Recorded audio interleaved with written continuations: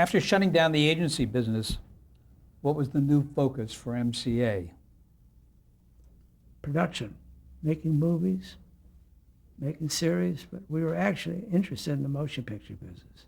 Did that change your responsibilities with the company? No, never had anything to do with production. My responsibilities were distribution. But you still were able to do what you always did? Yeah, but not in motion pictures. I didn't get involved in motion pictures at all. One of the questions that is on my sheet here is the rumors that for years MCA was connected with the mob. Do you want to clear that up? Sure, you just read Wasserman's book. He said he was a good friend of Sidney Korshak. Sidney Korshak represents the mob. I don't know if they had any control or any investment in MCA. I don't know that. I was very close to Korshak and Wasserman. I never saw anything going on. But that rumor still persists, and Lou's book didn't help it any because he confessed that he was very influenced by Korshak and the guy from Cleveland, and I don't know. Were you aware of the rumors when you were there? Sure, I was with Korshak and Lou very much because as the executive vice president, I was with Lou frequently when Sidney came in, and we all talked together. Tell us about Sidney Korshak. Was he typical of the mob, or did he have some class? Who's that? Sidney Korshak. He's a classy man all the way. He's Mr. Dignity. You never think he was a mob man at all. He dressed immaculately. He was tall like Wasserman. When I go into a meeting, I used to think, here I am with the two redwoods, little tiny me against these two 6'3" guys. Tell us about the new office building that MCA built. I presume that's here in California? Oh, the one that Lou built. Yeah. Yeah, in the Valley when we bought Universal Studios. Oh, right. Our building in Beverly Hills is a white building, Georgian colonial white building, which won all the architectural awards, which Jules owned, and he made a deal with what's the name of he traded it to, I'll think of the name of the. Did he trade the old building in Beverly Hills for the new one? No, Jules owned the old building. Jules doesn't own the building in Universal Studios. That's a corporation owns. Jules owned the building that we rented when we were agents. Was it a larger building, And the Universal building in Universal City? Oh, the Universal City building is so much bigger. The one is an architectural treasure, which Jules traded to Litton for stock. Tell us about your involvement in creating a music publishing venture there. How much money involved? Yeah, what was it called, the music venture? Our music company, Hawaii. We bought Leeds Music. We had Decca owned our music company too, but our big company was MCA Music later. We put them all together. We had it all over the world. We had a publishing company in England as well, and we published Jesus Christ Superstar out of our English office. What was the aim of the company, of the music division at that point? MCA Music. Yeah, what was your aim? Hmm? What was your aim, to be first Our in the aim? business? Yeah. It's another part of the business, so we were very happy to be in that business because it helped us sell motion pictures. So we had a hit record and a hit song in it, and it was all part of the entertainment. It was another division of entertainment. Music, motion pictures, records, that's all part of the business. In 1970, Berle, you left MCA. Why? I was fired by Lou Wasserman when Mr. Stein was dying, because prior to that, Mr. Stein had decided that Lou Wasserman should be replaced be the general governor, the executive director, and I would be the president of the company. So where did you go from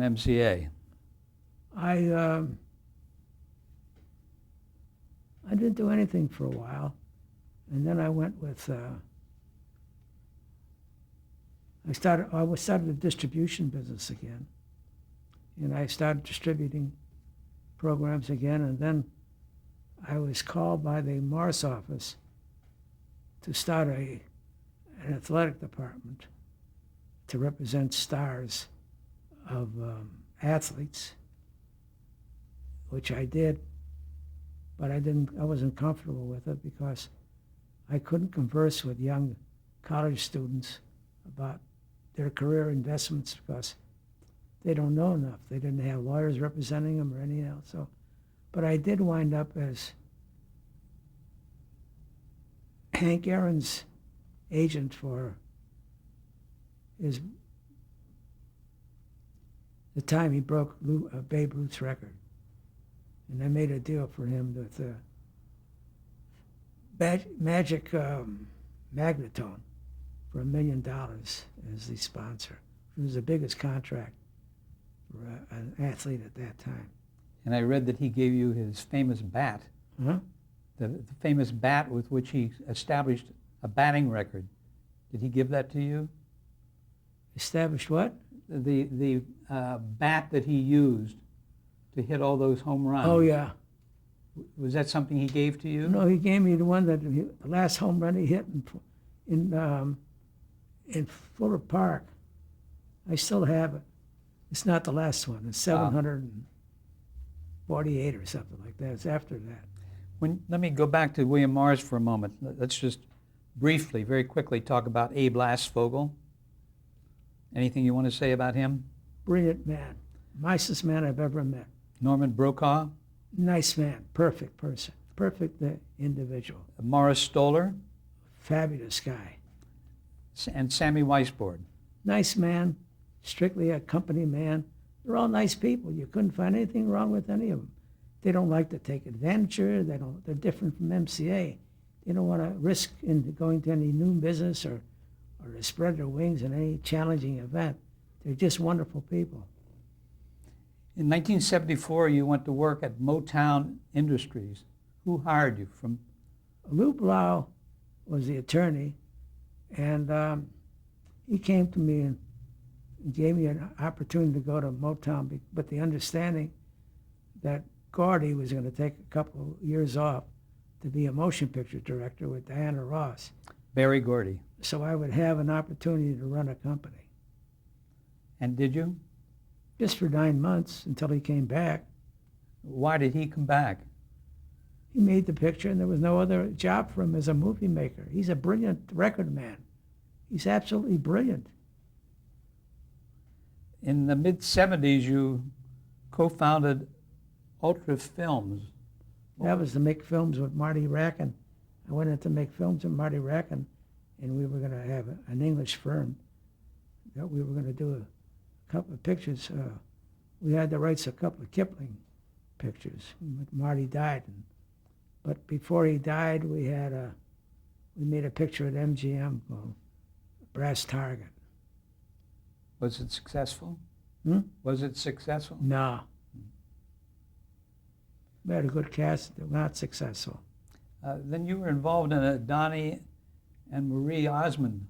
Well, I went back to distribution, and they were one of my daytime. They had a daytime strip show, and I represented them. And I went back to distribution. I got a lineup of product because I was an agent for so many people, and now that I was going independently into distribution, they all came to me, and they all worked with me. And can you recall how many of those programs you sold? Well, I don't know. I never did count them. They were yearly specials, and many of them did a yearly special every year. George Burns, he did, I don't know how many. I had Jack Benny, I had Neil Diamond, the Parton sisters, Dolly Parton. Oh, I don't know how many others. Goldie Hawn. I represented any musical show mostly. And Donnie and Marie Osmond were a daily strip show that I represented. Your next venture was BAC. I'm not familiar with that company. What did BAC stand for? That's a distribution company. That's me, Berle Adams Company. Now I got it. What was the purpose of the company? To distribute? Just distribute films all overseas and in America, And mostly overseas. did you principally deal with musical programs? Yeah, musical people that I know. I had dramatic shows later on, yeah. Mm-hmm. Anything I became friendly with. You couldn't get a series because the big companies had to underwrite the loss of money in doing the first showing of a series. You then had some involvement with the Television Academy Emmys internationally. Tell us about that. Well, as a distributor, I was looking for new product, and the Emmys had not been sold anywhere. So I went to the Academy and said, I'd like to be a representative. So they said, well, you just can't be a representative. You have to sell at least, give us at least some money. Came up with, I think the figure was $6,500. Then you can be our representative. So I just called my friends in Australia and told them they bought a show. And that's how I became the distributor. And they gave you the $6,500? Oh, yeah. Well, we're good friends. Whatever I required, they helped if I was going to help me. Were the programs shown on a delayed basis at that time? No, well, it's a great history, the Emmy Awards, because you must remember that it's America's show, because there weren't very many television stations yet. And the show had no plot. It was like a documentary, and it was a tough sale. The other problem was it was in English, and they couldn't dub it into their language. So I finally convinced them to hire a local personality to narrate what happens in between certain areas of who's the contestant, who the winners are, in their native language. And that's worked. That helped us build more sales. And then we had a problem. They wanted to make sure that if they buy the Emmys, that the winning show was one of the shows that they had bought. That was another problem we had to overcome. We finally overcame that by convincing them that the Emmys was a sold television to the viewers, that look what you could see on television, regardless of who the winner was. We finally put that across. And then I had a girl working for me in Hong Kong, Chinese lady, who could handle that whole area. You know, the Hong Kong, Shanghai, our whole eastern area. And she sold the show in all those countries, which always amazed me. And was it popular in those countries? I don't know. They kept buying them every year. I had the big shows. You know, I had Australia, New York. I mean, in Australia, England, Germany, the European countries. But she did very well with her. I even sold it to Japan a couple of times. And before I left the Emmys, she sold it to China. So we had very good representation later on. But it was a tough sale. Are you still involved in any kind of production, or are you No, retired? I'm out. I'm unemployed. Okay. We talked about a lot of different shows and a lot of different people for this interview. Is there anyone whose name or show that we missed that you want to talk about? Anything that comes to mind?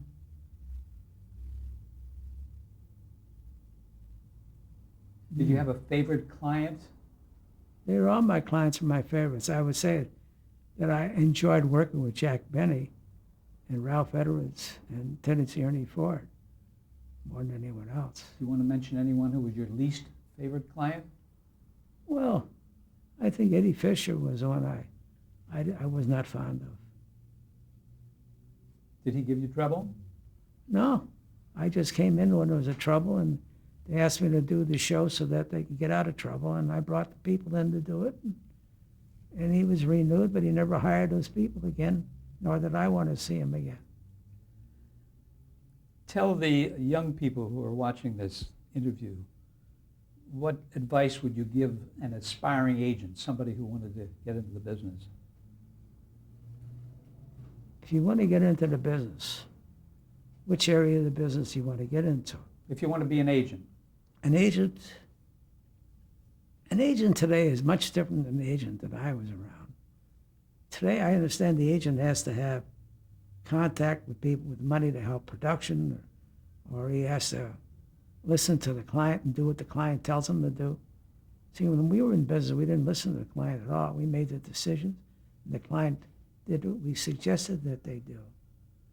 In television, I think a person getting into television or motion pictures should learn how to read a script.